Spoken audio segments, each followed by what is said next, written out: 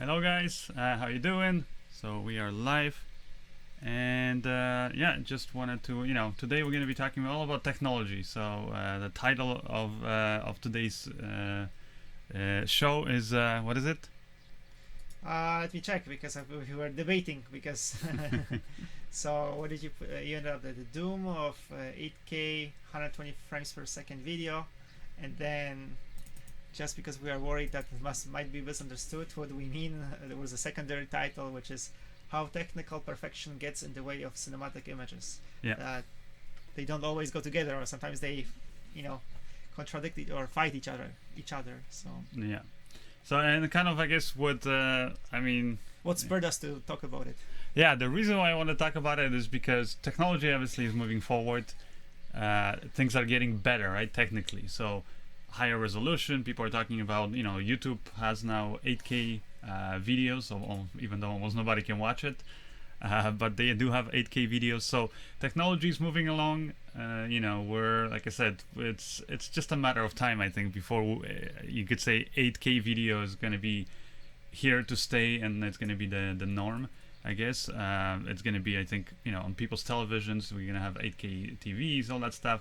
And then after that, we might even go beyond it. But for now, it looks like the next step is, like I said, the 8K video, but also pushing the higher frame rate. So there's already been some filmmakers, as I'm sure you guys are aware, that saying that it's better to shoot films at 48 frames per second. Now some are saying maybe even 60 frames per second instead of the standard 24 that cinema is kind of stuck to for the longest time. And right? YouTube is for sure, in terms of video, like YouTube is really pushing people to use 60 frames per second, right? Yeah.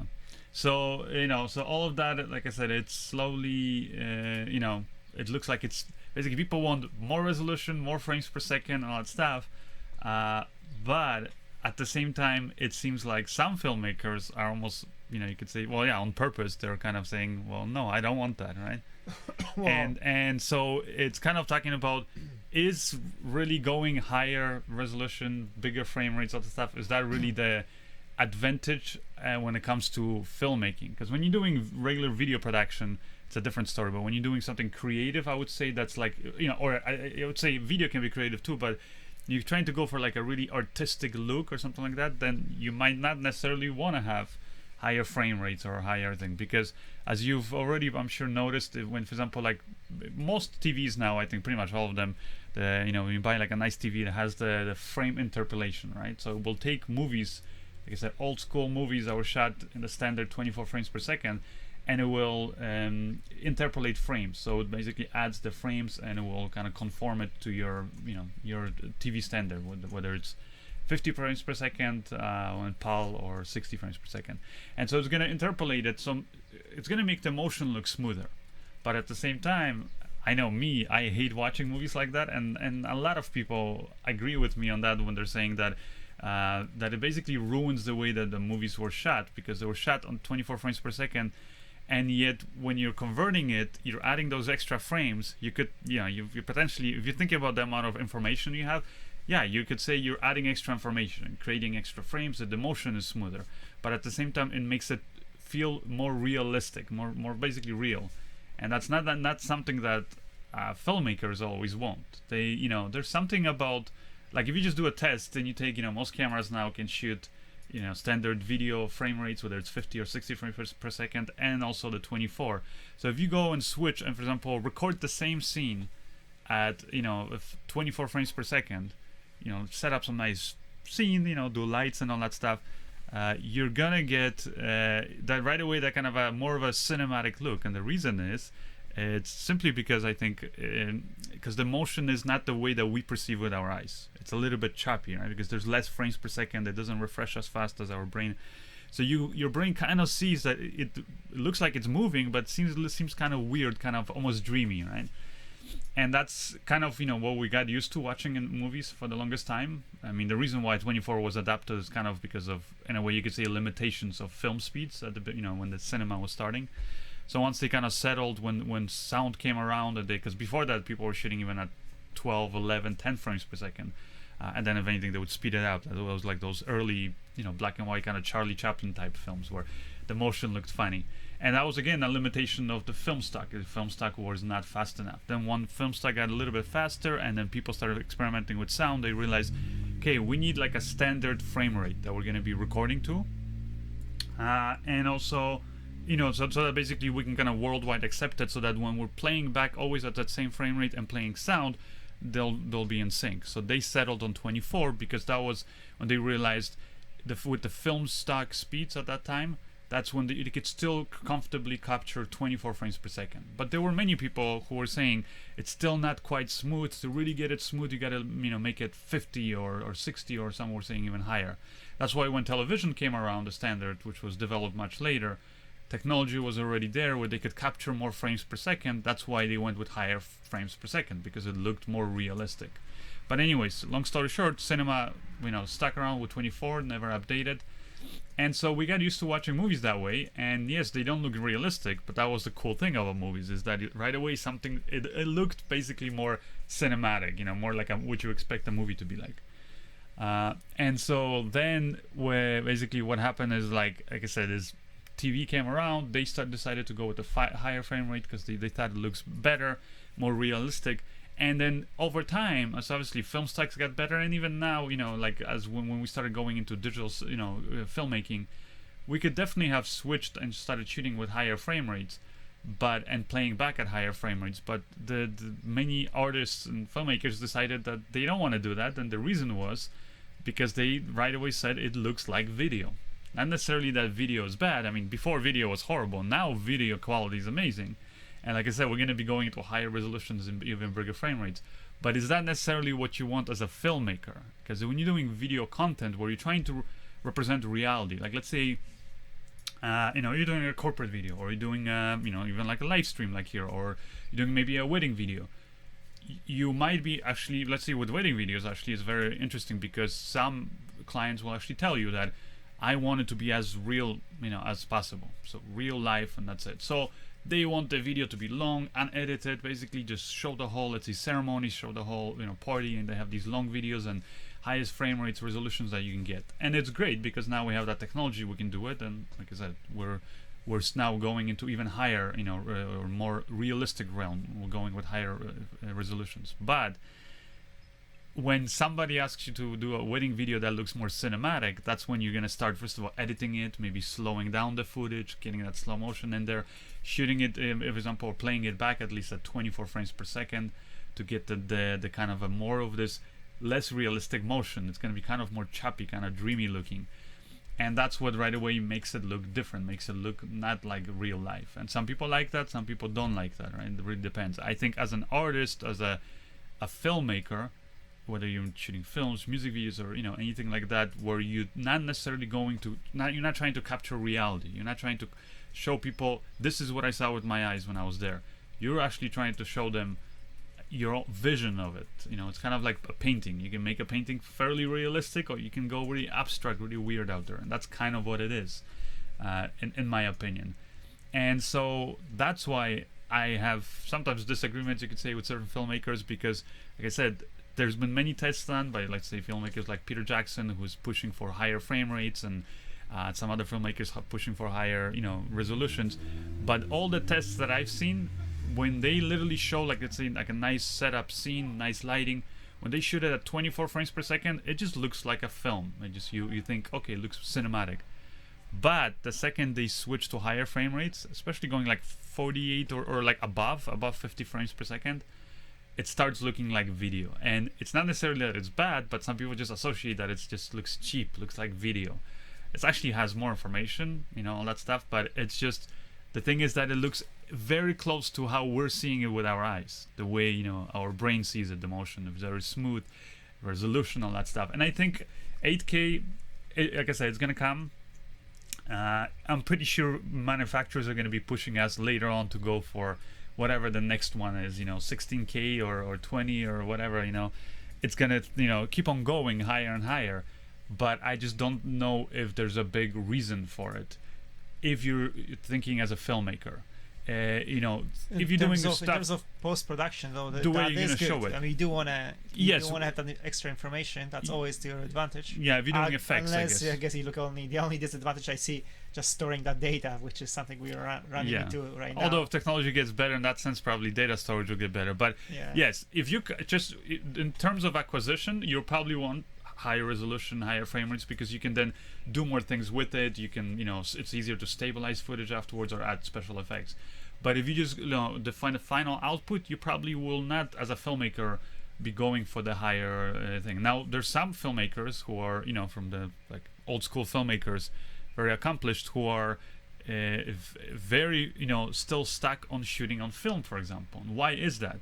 Film now, when you're comparing, for example, like 4K is questionable. Some people argue 4K is maybe more higher resolution. Some say 35 millimeter film is still, you know, has more information than 4K when it comes to resolution. But I'll tell you that, you know, 8K, I think is beyond a doubt, it's going to have higher resolution than film, because it's just film at that point. You're just getting, you know, film grain when you start zooming in more than that. So it's going to have more, it's going to be better quality than film. But guess what? There's still filmmakers like Steven Spielberg, you know, Quentin Tarantino, you know, I think Christopher Nolan, right? Who swear by film. And it's not even so much that they think film is better technically, but they think it's better as a creative tool. Because, you know, some of them like the organic feel, they're saying, or the film emulsion, the chemicals on the, you know, the piece of film, they're never the same. So you get that motion kind of in there with the film grain. They like the way how it captures the highlights, and they're saying how it's sometimes, it's like I said, it's kind of more organic. It looks different, less predictable, you could say. Even though at the same time, it's funny because, like, you know, like I know Spielberg is a perfectionist at the same time. And so for many years, you know, before we went into digital cinema, he was shooting, obviously, always, you know, to this day, he's shooting on film, but he was shooting on film, and he was trying to really hard, like literally supervising the way the prints were even made. Like once they cut the film and everything, they had the negative, they would do positive prints for projections in cinemas.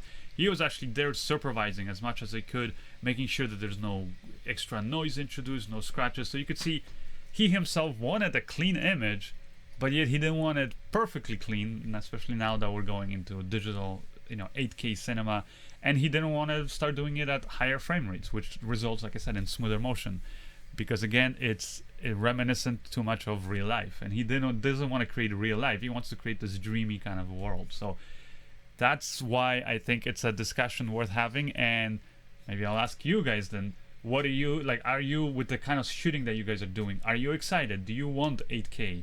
Do you want, you know, basically higher resolutions? Do you want higher frame rates? If Sure. you do, you know, why? Tell us. Yeah, so here from Brett Miller, he says, in my scenarios, I shoot at the highest resolution and frame rate as possible for two reasons. I end up cropping a lot of the footage due to the focal length or subject distance, and I use a good amount of slow motion. Often my footage will get cropped and slowed down. So, Okay. I mean, yeah. I mean, overall, yeah, having that extra information is good. Now, with the frame rate, what happens when you shoot at 60 and then you drop it to 24 without changing the speed? How does that look? Affect the motion blur and so on? I mean, it's going to be more jittery, right? Well, I would say it comes down smoothness, right? It all comes down to it all comes down to mainly the way you play it back. So if you capture footage at 1,000 frames per second and you play it back at 24, it's gonna have more of that cinema look. Like I said, kind of more choppy in a way, less information, less smooth, but more dreamy. But when you capture it at higher frame rates, like I said, doesn't matter what frame rate you capture, whether you capture 100 frames per second or 200 or whatever. If you play it back, you know, and your shutter was basically 180 degree or somewhere around there, close to it, shutter angle, right? Yeah. Which means basically double your frame rate. So 24 frames per second, there will be 1/48th of a second exposure, right? So shutter speed.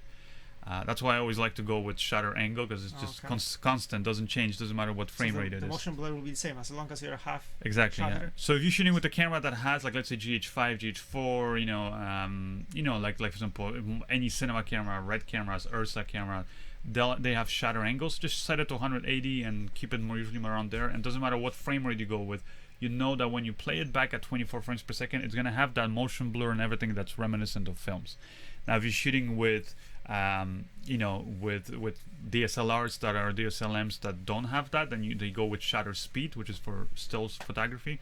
then yes, you want to kind of go more or less double that. Doesn't mean you have to go. It's just like I said, if you want that motion blur to look kind of reminiscent like most films. Now there were some films that were shot in with higher, like for example, actually Spielberg shot on film, Saving Private Ryan, right, which was done on purpose, shot with with higher shutter speeds or lower shutter angles to kind of reduce that motion blur, kind of make it look very kind of overly sharp and weird, kind of almost. There's less information between frames, right? Well, not so much less information. There's bigger gap. Less motion, yeah, exactly.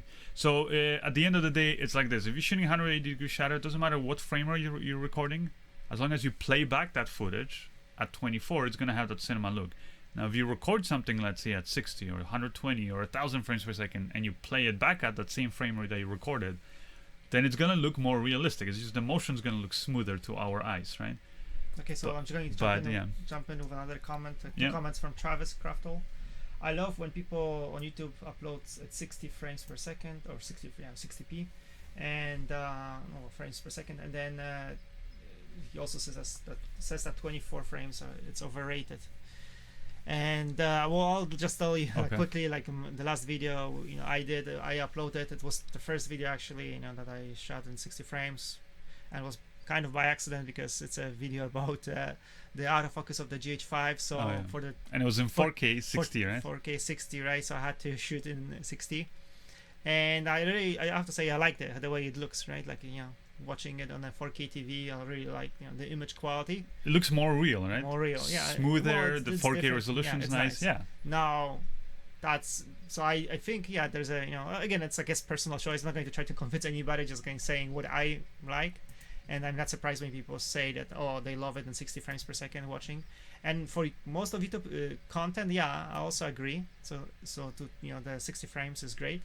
But if it's supposed to be a cinematic, video, or if it's a film, then I still definitely prefer 24 frames per second. And this, whether it's because I'm just conditioned to like it, or we got used to watching it, yeah. But I think once people get used to watching, like let's say the next generation, let's say if we suddenly just stopped and all cinema, right, motion pictures were shot with let's say 120 frames per second and played back at 120 frames, it's going to be nice and smooth. If we just start basically accept that as a standard, with the next generation that grows up with that, they're going to associate movies, okay, that's how they look. Now here's one thing though, is then you're going to have to, because obviously frame rate is not the only thing that adds to the overall feeling that something looks cinematic, something looks like film. That's not the only thing, and I never said that. So if somebody's getting angry in the comments that I'm like saying that you have to shoot at 24 because that's the only way to make something look cinematic, no, that's not. It's one of the aspects. If for example, let's say production design, I think is by far the most important. So what sets you have, then the lighting, for example, is very important. Lighting in movies, it creates a different mood and all that stuff. Those kind of things I think are very important. Costumes are actually very important in movies. So those are things that are basically when you create, especially if you're trying to create a movie that's not so realistic, that kind of, like I said, creates this alternate universe. Like, and a perfect example is actually La La Land. I think it's a movie where it really takes all these, sort of iconic images and cliches and expectations that we have from different genres and different eras, and it kind of mixes it together. It's actually interesting because when I started watching the movie, I remember I was a little bit confused almost as to, is it happening in the past? But then they have cell phones. But then some cars are old, some are new. But then they dress like they're in. Some of the characters are dressed like they're in the 50s or even 30s. So it was very weird in that. But they kind of mixed it. But they took care to make sure that the color palette, the sets, the way the colors were done, the lighting, the colors of the costumes, all those things create an alternate universe, right? Basically, it's not reality.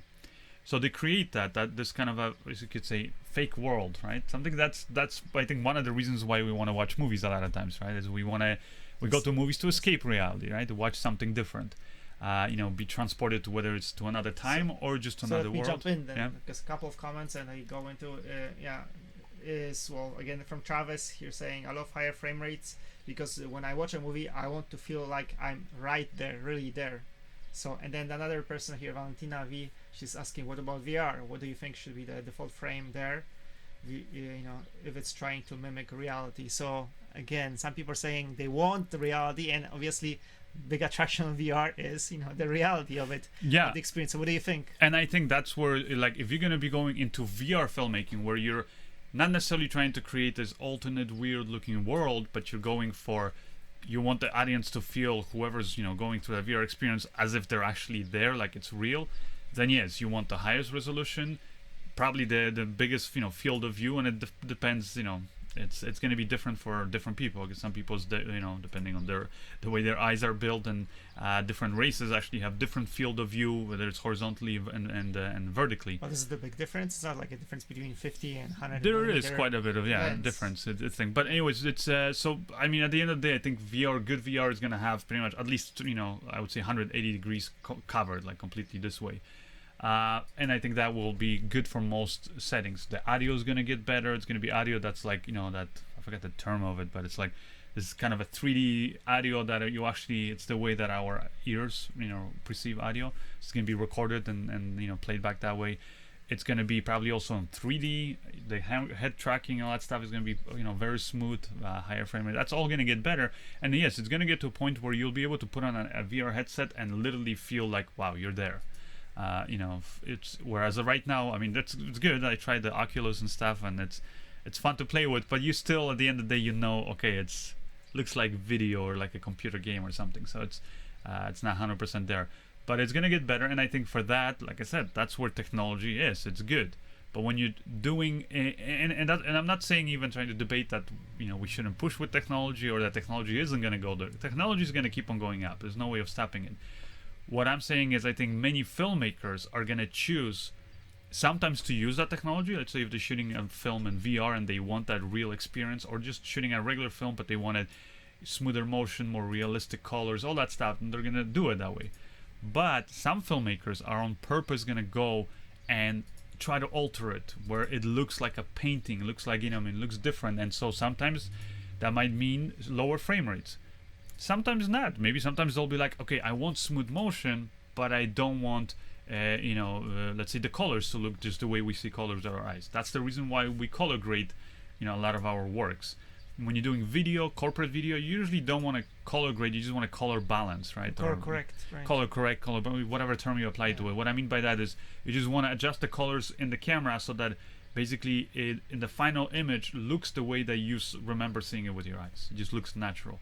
But when you're doing movies, that's how, again, adding color grading is applying another layer of this kind of seeing the world through this dreamy kind of goggles, right? Where you're not seeing it and then you're seeing the reality. That's why you color grade, and some movies are really stylized color grade. Like, we actually released a video with my brother, my number one actor here. We did a reenactment of The Matrix a few days ago, and in that one I actually show like how the color grade is so important, because you apply those colors and you make such a big difference, then it's overall changes the mood of this whole scene. So, but it doesn't look like reality when you're not going in that case. You're not on purpose. You're not going for reality. So that's the kind of, I would say, that's where I think those tools. It's good to always have higher technical capability. Doesn't mean that we're always, as filmmakers, as artists, are going to be using it. That's what I think. And that's why I think it's totally, like me, for example, I'm all for shooting digital. I love shooting digital. I've had, early in my cinema career, I had a bit of an experience shooting with film. I hated it. Not because I didn't like the final product. The film looked beautiful. And at the beginning, the first days of digital cinema, I was still like, no, film is better. But working with it was a headache. I mean, it was just a horrible technology in that sense, the way, you have to develop the footage, be very careful with the negatives. At any moment, the negatives could get scratched. Then color grading, it was difficult, and then pretty much would have to turn the film into a digital piece of basically video, so that you could do proper color grading, because doing it the old way by pushing chemicals and stuff was not very good. So I mean, technically, it just was, to me, film is a pain basically to work with. Now, there's many filmmakers, like I said, and usually those are big filmmakers like Tarantino, Spielberg. Yeah. For them, that's not an issue, because they're working on big budgets. They have a whole crew that takes care of all of it. They don't have to worry about, walking around and, with the big film magazines, reloading it, checking if the gate is clean, all that stuff. it gets all taken care of, and they do like that look, that other thing. It's that you could say less, what is it, subpar, not superior, but subpar quality, right, of digital, which I think in my honesty, it looks, basically technically it's not as good as digital video now, film, even the 35 millimeter or even the 65 whatever millimeter. It's not. It's organic. It's kind of unpredictable, but it's creatively, I think, superior, because it can have, or it could be creative superior if that's the look that you're going after. Yeah, I mean, here we get a comment from Remco Ardui. He says, I'm actually shooting a bunch of short skits and short films on 16 millimeter film. Oh, He's see? super excited. He says he's also going to be using custom built anamorphic lenses, which is, again, we recently had a video about anamorphic lenses. They were not custom built. Yeah. But and yeah, actually, that's another thing that actually very good. Like talking about, for example, anamorphic lenses. I actually, like whenever I've done some tests that I've uploaded to YouTube, I get, it's funny how, like, the last test I did, which was with the GH5 and the SLR Magic anamorphic lenses, completely, you never know what people are going to expect or what their feedback is going to be. And some comments of course were like, this looks horrible, it's soft, or or there's chromatic aberrations, fringing, all that stuff, right? Barrel distortions. Or some people even complain about the lens flares, that oh, it has this big noticeable lens flares that are horizontal and stuff. Well, again, it's a decision that you make as a filmmaker. I'm not saying that's the best image, far from it. Actually, anamorphic, the way, not without getting into the whole history of it, the way it came around was for completely other reasons, but it got stuck around, and people stuck around and got used to the anamorphic image, or the quality of that image, because that's just how many of these big movies were shot. And so what happened over time is we kind of started associating those horizontal lens flares, or the barrel distortion, or the softening on the edges and things like that, and even chromatic aberrations. We started noticing that, and or sometimes even subconsciously, you don't even know what it is, but you have all these elements in a video, and right away you go, oh, it looks more cinematic. Now, if you're looking for technical perfection, don't shoot anamorphic. I don't care what anamorphic lenses. There's some really nice ones right now that actually, here I'll show you guys an example. And yeah, they're looking really nice, these anamorphic lenses, but so what when they're I think the reason why, or one of the bigger reasons why many people would shoot anamorphic, so these are the Cooke anamorphic lenses. These are like some of the better quality basically lenses when it comes to anamorphics. And what I mean by that is that they don't have as many of those anamorphic artifacts. Like you'll notice up here, the bokeh, meaning the area that's out of focus, is still horizontally stretched. So that's actually, you could say, an artifact. Some people don't like that, because especially when you're shifting focus, you're going to see that this will basically, and you notice in these examples, whenever they're racking focus, it almost looks like the image, there's a lot of breathing because the image gets distorted. You'll also notice like the edges here. It's not as noticeable in this one. I'll show you some other examples, but some edges here are going to be going soft, and that's again something, especially on the basically horizontally, and that's again an artifact of basically anamorphic lenses. Other than that, these Cooke lenses are actually pretty good. They've taken care of basically most of the fringing and things like that, and they really minimize the lens flares. But you'll notice still, like you see this bokeh here, these lights, they're normal oval lights, and you can see here, they're circular, and here they look kind of oval, they look stretched. So that's one of the artifacts. Now, these lenses have been on purpose kind of, you could say, cleaned up. Cooke worked really hard to kind of try to limit the flaring, try to limit the fringing, all that stuff, right? The softness on the sides. But that's also one of the reasons why many DPs, they might say they're nice, sharp lenses. I see, like, this is, for example, just to compare, another Cooke lens, which was basically normal spherical lens, and you'll notice it looks different. It has the spherical bokeh in the background. And then here, just to compare it, you have the anamorphic version. And like I said, there's some DPs that actually on purpose will not shoot with these lenses, and the reason is because they look too clean. They look pretty much like shooting with spherical lenses, except they have the hassle of having to work with anamorphic, which means you have to de-squeeze your image in post, and when you're doing effects to it and stuff like that, it's a little bit harder. So, but anyways, these are like some of these kind of images that you can see. Now here I'm going to show you guys another example, basically with other lenses that are also anamorphic but quite a bit different. So here, load it up, and you'll notice, and again, it's this is from basically the film Killing Them Softly with Brad Pitt. So if you have a chance to watch this film, I would say recommend it just for that. Even it has, like, you'll notice maybe in here it's a little dark, but if you watch the movie like in 4K, you'll definitely notice the edges are soft, like soft as hell sometimes. Like even here, you can kind of see here he's pretty much out of focus, even though they're trying to pull focus perfectly well. But the center is always going to be in focus. There's a lot of flaring with these lenses, even though they still use matte boxes and they try to control the flaring, right?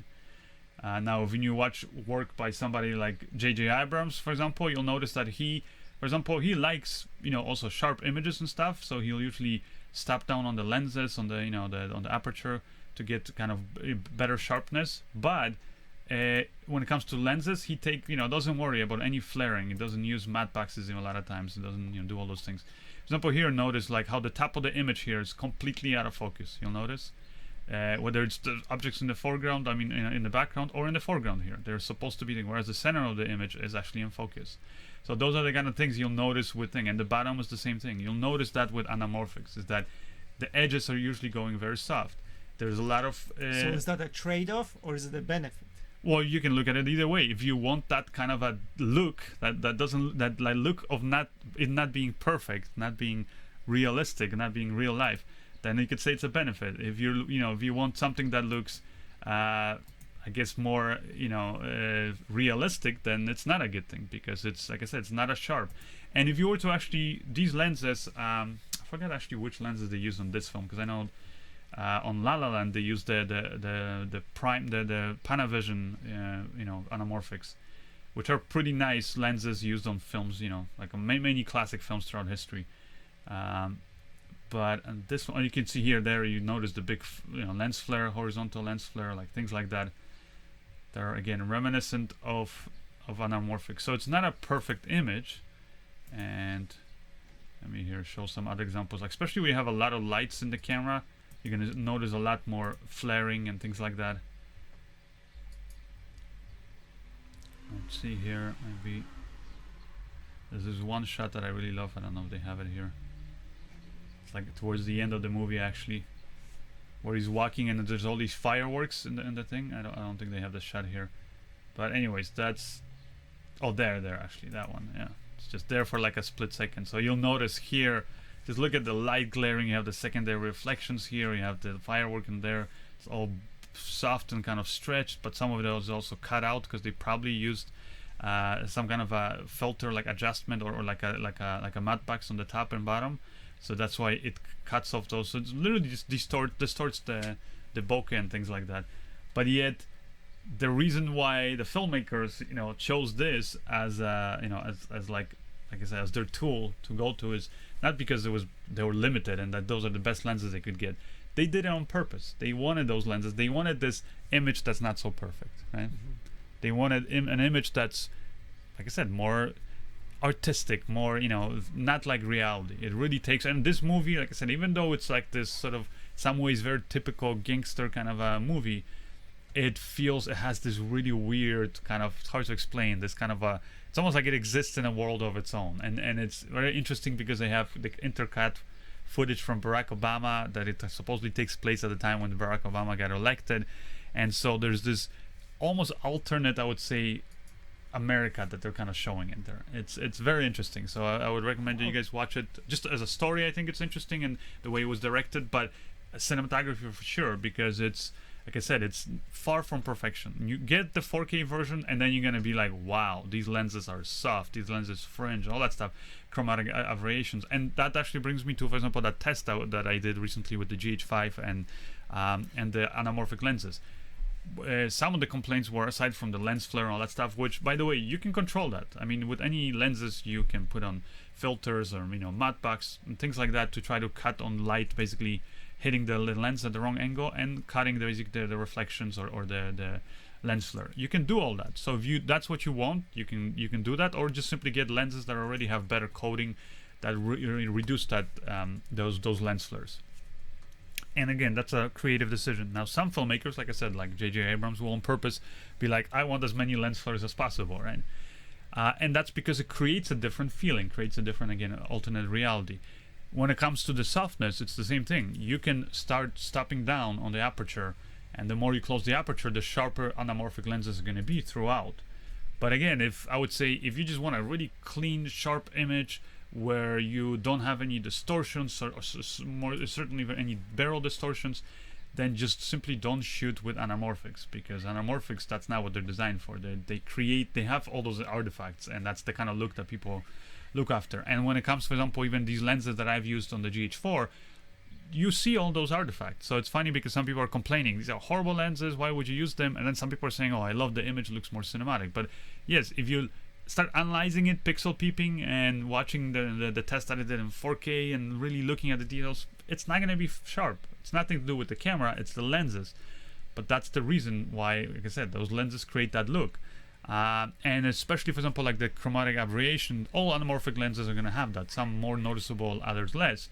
But with those lenses, you're going to see them more, not so much because the lenses I think are bad, it's just because, by the way, I'm going to be doing more tests on those lenses, so I'll do a separate video about them. But it's more because the GH4, you're shooting with a smaller sensor, micro four thirds, so you're kind of zooming into the anamorphic optics a little bit more, so any imperfections in the glass are going to be more noticeable because they're more amplified. So chromatic aberration, yes, it's very noticeable on those lenses because the GH4 zooms in more. If you were to take any other expensive, $30,000 anamorphic lens, put it in front of the GH4, you'd see it more too, because you're just zooming in more. So that's the reason. But you mentioned when we were at the NAB that actually you saw a set of anamorphic lenses that were actually quite expensive, but they were very high quality in terms of few distortions, or I guess as few distortions as any anamorphic lenses. Yeah. And what did you think of them? And then there was again the same thing. It's like it was. Did you like them personally? Would you? There were some nice things about them, yes, but at the same time, I was gonna say that they were still pricey, right? Well, that's one thing. And so I would say, why go and spend all this money for an image that is not gonna be? It's gonna have you're going for the anamorphic look, but yet you're paying top dollar, but just because it's a little bit cleaner. It's like I would say, well, and get anamorphics are already expensive as they are, so go with the cheaper, rent the cheaper anamorphic lenses, which are still expensive, by the way. If you guys look into it, you'll notice. But go with the cheaper ones, right? If a budget is an issue, and you can then, like I said, if for example, because the advantage of those anamorphic lenses I saw at NAB is that they don't flare as much. They didn't have as much barrel distortion. But is that one of the reasons why people get anamorphic, for the flares and so on? Or you do want not all DPs. Like I said, the cleanest image. some DPs will want, like, actually here's an example that I'll show, which is from La La Land, which was shot with this was shot with Panavision anamorphics. I forgot the exact model of them, but again, let me just kind of show it to you guys here. And you'll notice it's a fairly clean looking image, right? Now the movie is stylized because of the way the costumes are done and all that stuff. Nice sets, and like I said, like kind of really changes everything. The sets are kind of from different genres and stuff. So that's what creates the thing. But look at this. Even though it's an overall sharp image, and that part of it is because they didn't go for this super shallow depth of field. They're kind of going for a deeper depth of field, more things are in focus. Look at as the camera is going by here, you'll notice this huge barrel distortion where it almost looks like you're looking at this with a fisheye. So here I'll kind of back up a little bit and play it, and notice left and right how the image gets distorted. Or even here, look where you have these clean lines. You'll notice the edges. Look at this. This is a straight line on the set, and yet look how it's starting to curve. And the stuff that goes even further to the edges, it curves even more. And you'll notice that with anamorphics, they have that really noticeable barrel distortion, which some people are going to be like, I hate it, it distorts the image, just like this one. Look at this. This is a really wide angle, probably like, well, in anamorphic terms, probably really wide. It's probably like a 20, 24. And look how really it distorts. Like this street just seems like it gets, gets squeezed in here, and the same thing up here, it gets squeezed. All these lines, which are just straight lines, this building, right? So the barrel distortion is very big, but why did they, for example, choose to shoot, La La Land, which has overall kind of a clean look? And you'll notice again the bokeh kind of stretched vertically, this oval bokeh. Why did they choose it? Because they still wanted it to have that old school film look. So they didn't want to shoot it with perfect lenses. Even though they overall, yes, the director and I guess the cinematographer wanted fairly clean images. So in this case, they actually were working pretty hard, putting extra, adapters or filters to minimize on the lens flares, to minimize the like I said, objects that are, or the softening of the edges. They would step down on the aperture, like things like that they did. But the only thing they still didn't do is they just couldn't get rid of it. Is they couldn't get rid of the barrel distortion, and they couldn't get rid of the oval bokeh, or the, like I said, this vertically stretched, basically, like I said, lights, or the highlights. Now you notice up on this shot, see, even though they're used filters and stuff, they still getting that a bit of that horizontal lens flare, which is the anamorphic lens flare. It's not as noticeable because you can always cut it down, and that's why I would say, when it comes to the lenses that I saw at NAB, those really nice new, you could say sharp or technically better lenses, that's where I noticed that it's something that many DPs I think will not go. They'd rather go with these old school, like these really old Panavision, anamorphics. Because here's the thing, with Panavision anamorphics or any of these other old school anamorphic lenses, you have an option to, if you want to get rid of some of those artifacts or some of those imperfections to the anamorphics, you can do that. You can control the lens flare, you can control those things. But if you don't want to, like, let's say if you're shooting like that film I showed you, Killing Them Softly, then you can just go all out and make it very blurry, artistic, whatever you want to call it, and you have that option. Whereas if you get these really expensive new set of anamorphic lenses that don't have any of the characteristics or imperfections of anamorphics, other than the few things that they couldn't get rid of, which was there's still some, not as noticeable, but there's still some barrel distortion and the oval bokeh.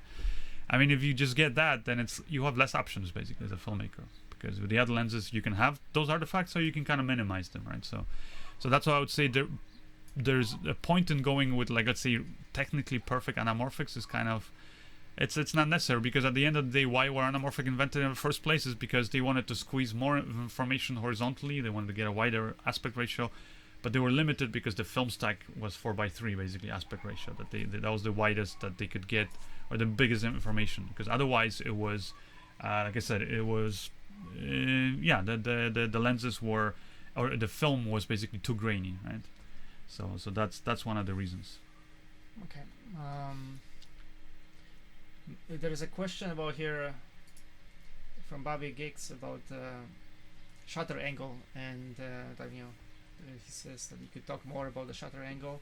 There's a question also, so that we'll get to, but I guess we promised down the line, the next coming weeks, you're going to do a video about talking in more detail about just about that shutter angle, right? But the question is, if you change from 24 frames per second to, let's say, 60 or 120 frames, aren't you supposed to compensate by increasing the shutter speed from 150th to 120th to 250th to much? So it's not so much that you're compensating. You're trying to shoot, if you want that classic motion blur of films, trying to shoot at 120 or 180 the degree shutter. That's what I'm saying. When you have a camera that has degrees, with shutter degrees versus shutter speed, just use that, because shutter degree, it doesn't matter. We set it, let's say, to 180. As you change your frame rate, it automatically compensates, it adjusts. Whereas basically, if you're doing with shutter speed, you're trying to duplicate what the shutter angle would do. So shutter angle 180 degrees simply means 360 degrees is a circle. So that's, back in the day, you would have a shutter that was like this. Half of the circle was cut, basically, was not there. So half of it was covered, opaque, half of it was transparent. As it rotated, means basically, so that meant 180 degree shutter, because it was half of that 360 degree circle. As that circle rotated, means half the time it would cover the film gate and it would not expose the film. The other half, it would open it and expose the film, so you'd get basically half of the shutter, basically your frame rate would be your shutter speed. Meaning at 24 frames per second, your shutter speed was, because you're shooting, each image is shot at 1/24th of a second, the shutter for that, or exposure for that image, would be 1/48th of a second, because half the time was covered, half was thing. And so with DSLM or kind of these cameras that are more photo cameras than video cameras, problem is you have to use the shutter speeds, and then a lot of times you won't even have an option for 1/48th of a second, so you'll have to go to the closest thing, which would be 1/50th of a second. But as you increase the frame rate, or basically change the frame rate, then you have to change the shutter speed. So if you go to 60 frames per second, you're recording, then your shutter speed should be twice that, so 120 frames per second, or what's the 1/20th of a second, or what's the closest to it. And that's what I'm saying is sometimes, sorry, it can get very confusing. So it's just better if you, like I said, if you just use a camera that has shutter angles. So I guess Bobby is right. That's what he said. Yeah, he was just doubling the. I wanted to show also before we finish another example, and this is actually a film that was shot by. Basically, I worked on with this talented DP that I've worked with him multiple times, Danny Ruan from Ecuador, and he shot this on the FS5. And I actually had at that point, I brought these nice, Rokinon cinema lenses, very sharp, very nice. But he chose to shoot it on his old Nikon lenses, like manual Nikon lenses. And the reason is because here, I'll just show you. It was done for creative reasons. Not only that, but he shot it on these lenses, and you'll notice like there's all these extra vertical and horizontal reflections and lens flare. You can see here part of the image, like half of the image is completely blurred, and he achieved that actually sometimes by putting objects basically on the lens. So either putting Vaseline, sometimes putting other pieces of glass, like doing all kinds of funky stuff. So he was degrading the quality of the optics because he was already using this older glass, which has a nice feel to it, but it's not technically superior. There's many other better lenses out there that are sharper, but he didn't care about that. He knew that he's gonna still get enough sharpness and all that stuff, but he actually wanted to make it feel very, very soft. So you notice some of the shots are really, you could say, out of focus. Only like one or two things are in focus, and the whole frame is really blurry, or you have extra reflections and glare, and like here, for example. But it's a creative decision. It's something that it creates an alternate reality. Whereas if you were to shoot these videos with very sharp lenses, very high resolution, higher frame rates and playing it back, let's say at like 120 frames per second, would it look better? Well, technically it would look better. Creatively, I don't think it would look better, because this whole magic of this whole video would be gone. It would just look like reality. Like, okay, there's somebody running. There's, a girl blowing bubbles. Like, there would be nothing mysterious, nothing cinematic, I guess, dreamy about it. And I would just throw in that, I mean, a lot of the time filmmakers, whether on YouTube or elsewhere, they are, for sure, they're not going. You can see how much people, how much people are trying to get narrow depth of field. Not always, but many cases. It's one of the let's say obsessions of people, getting the narrow depth of field, the whole debate. So what sensor to use and so on. And I mean, if that's if you ever go for that, that means you're not going for reality, because obviously we don't see this very narrow, depth of field. So I would say, to wrap up the show, basically, technical, perfection, or like I said, whether it's the lenses, the cameras, all that stuff, there's nothing wrong with that. I'm not saying there's anything wrong with it, but that's a completely different thing from creative, basically, perfection, or creative, basically, approach, because it's. Like I said, the two don't always align. I would say very often, actually, they don't align. It's like I said, when you look at painters throughout history, some were going for realism, and they used the best tools that they had for painting, right, available to them. But some, on purpose, would use other paints or artistic different ways to create their artwork that were not as good. You could say technically, were not as easy, let's say, to work with or things like that. But they created a look that they were after.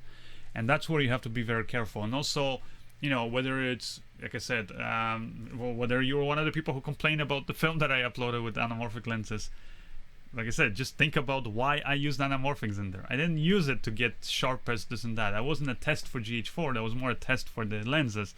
See what kind of image it creates. Because yes, the GH4 can definitely, GH5. Or GH5, or GH4 too, and pretty much any digital camera these days can create images that are pretty damn sharp. And like I said, with 8K and 120 frames per second coming, it's gonna get even better. But that doesn't mean that many DPs will go with that. And that's the reason why also a lot of, like Roger Deakins and many DPs, even though they're using digital because it's a convenient technology, easy to work with, they're not even bothering right now with 4K. They're shooting 1080 and they're more than happy, and they're saying that they're not going to switch to 4K. Forget about 8K. And the reason is, many of the interviews I heard is basically that, like they said, is why would I want more resolution, more detail, when many cases I want to hide the details? Like when you're shooting female talent, a lot of times you want to make the skin look nicer and softer. So you want to hide that. So that's when you put other filters, different, soft effects filters, all that stuff, promised, or just putting Vaseline on lenses, like old school, to kind of soften that image. So what's the point then of going to 8K or 4K when technically you've softened the image so much that the image is not even up to, doesn't meet the pixel basically sharpness or up to even, let's say, 1080p specs. There's no point in it, and that's what I'm saying, is you got to think about it. Is that really thing? It's really, I would just say, technically from a creative approach, you kind of want something that is, it's gonna represent the vision that you want to represent. So like I said, in case of La La Land, they did want overall sharp images and all that stuff, but they didn't want reality. They wanted that anamorphic wider aspect that's kind of distorted, barrel distortion, things like that. Sometimes a little bit of softness on it, and then the bokeh, everything looks kind of weird and dreamy, kind of stretched. So they wanted that. They didn't want the lens flares and all that stuff, so they took care of it. Some filmmakers want all those artifacts, basically imperfections, and so just think of it that way. And when you're judging somebody's work, also think of it that is that you might not like maybe you just want perfect sharpness, very smooth motion, higher frame rates, but some people, they on purpose did that because they want that vision. They don't want to show you other vision, basically, or reality, right? So. Yeah, so for sure we're not against having better cameras, more resolution and higher frame rates, but it's just, I guess one thing is we see a lot of discussion about this, where the arguments are that this camera is better because it's got higher resolution or higher frame rates and so on, and that's not really the case, right? I mean, yeah. So let's maybe answer some questions, and we're not we had some submissions today to show, but you know what, I apologize again. Next week we're back to, like I said, to the regular schedule of the show. So you guys want to submit your work, music videos, films, or trailers you want to promote your work or whatever you've done, or you've done some tests, you want to get my feedback, anything, literally submit it. We're going to provide the link in the, but if I think they can get, where can they submit it? They go to tomantosfilms.com/live, right? Yeah, and the menu there's live or just /live. And just go there. You're going to see in link for where you submit your videos. So if you want us to feature your work next week or the following or whatever, submit it there. Same thing if you also want me to do color grading next week. Maybe I'll try to do a live color grading session. So submit your footage. Maybe you have shot a project and you don't know how to do the color grading for it. Send it over and I'll basically do it live on the air, and at the end send you my color grade as a LUT or lookup table that you can apply. So that's like I said, that's what we're gonna do next week. But right now, just answer some questions. A couple of questions here. Okay. From Remco, what are your thoughts on micro contrast? Because I find it's one of the most important things in lenses, and nobody's talking about it. Micro contrast. I'm not even sure exactly what you mean. Maybe if you can explain again quickly in the comments. If you just mean like the real detail, or the basically the, you could say the saturation or the contrast that the lenses. Some lenses will basically, as the light gets in, it gets really diffracted basically in it, so it kind of washes out the the shadows especially, but the highlights too can get kind of muted, so makes the image not as contrasty. And yeah, again, it's if you want going for perfection, then you want like technically perfect, then yeah, you want lenses that have as little of that as possible, and so it is important. But again, in some cases, like I said, like that film that we did it with Denny Ruan in Ecuador, where he was on purpose putting objects, Vaseline and things like that. In that case, yeah, we're getting a lot of the contrast was all over the place. Some parts of the image were contrasty, some were washed out, and it was done on purpose. So it was okay in that case. But if you're going for technical perfection, it is something to watch out for, because it can really affect basically the final output of your image. You might not even see some of the details in the shadows as much and things like that. So something to watch out for. Hopefully that's what you meant. Any other comment? What would you recommend for a small, like a small cheaper matte box for a DSLR sized camera? What would I recommend? I reviewed one from, was it Chemtree? It was pretty good, and it was fairly affordable. It's like $120 now, I forget. So that one was pretty good, and it comes with its own case and everything. It's sturdy and it's carbon fiber. There's one I'm using actually right now from KMTV, which I really love. It's not carbon fiber, but it's very sturdy, and it has some other basically features like the swing away doors a little bit. I find a bit sturdier than the other matte box. But I don't know if you can buy it separately. Maybe you can. I got it with the whole rig for the GH5, and if you get it for the GH4 rig, then you'll get it. But just check them out. kame-tv.com. I think that's what it is. I always forget the website. But yeah, Google search should be able to find it. yeah. I think it's a good time to. Okay. Sorry, getting lost here in all the comments and so on. When do you, from Mike Albanese? When do you think will be the big breakthrough in VR? 1, 3, 5 years? What will be? What's considered a big breakthrough? What do you think is lacking? Before I used to think the technology is going to be like take a lot longer, but seeing how fast it's turning now, I think it literally next year, maybe even maybe in 2018, we're going to see big announcements, because there's already, I've seen VR at 4K, and I think the big thing now is VR, you do want more resolution, especially because you're trying to cover bigger area for 2 eyes, all that stuff. So you really need to go much higher. So like, what I've seen 4K VR is still too soft, because when you're shooting that wide field of view and then zooming in, it's very soft. So you definitely need to go 4K, but I wouldn't even say 16K. And I think it's just gonna be, like I said, it's just gonna get higher resolution. That's one thing, and I think that's gonna be very quick, because I think I'm pretty sure next year, if not then 2 years, can't even do a bet. Follow up with me in the next year, but I think the resolution is gonna go up now. Where VR still has to go is a long way, is to really make it feel submersive, like really the experience is 3D. So the way it's being shot and all that stuff, it's very difficult to shoot VR in 3D. The way it's displaying in 3D, but also sound is a huge thing. If you just have nice visuals but the sound doesn't feel 3D as you're moving, then, and I so far from everything I heard, it's not there. Oculus is close, but it's still not there. Okay, from Mauricio Sanchez Aviles, what do you think about vintage lenses on DSLR cameras? Oh, I think they create a very nice look, and that's why, like, for example, if you're gonna go like that film that we shot on the FS5 with Daniel Rohan, where we're using these vintage Nikkor lenses, or using some even older lenses. I've seen some people take these old, for example, Russian lenses from the I think the 40s and 50s. Really? Oh yeah, like really old, that or like some even had some fungus growing inside and stuff. Looked really cool, like created a cool look.